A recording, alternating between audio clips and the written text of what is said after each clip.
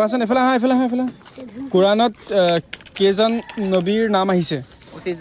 25 জন আচ্ছা তুমি মোক 4 জনৰ নাম কোৱাচোন তুমি জানানে নবীসকলৰ ৰাসূলসকলৰ নাম কাৰবাৰ জানো কোৱাচোন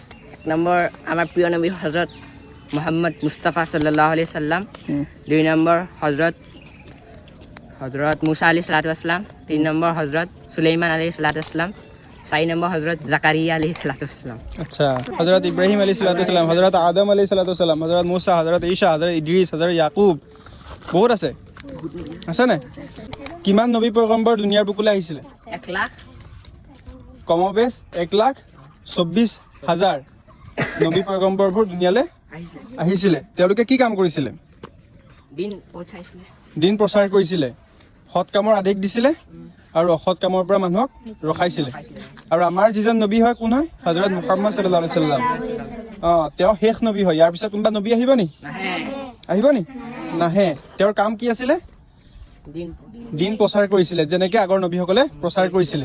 ঠিক আছে সৎ কামৰ আদেশ দিয়া অসৎ কামৰ পৰা ৰখোৱা আৰু নিজেও ৰখা বুজি পাইছো আৰু হেতুৱে তেওঁৰ কাম আছিল আৰু হেতু আমাৰো কাম হয়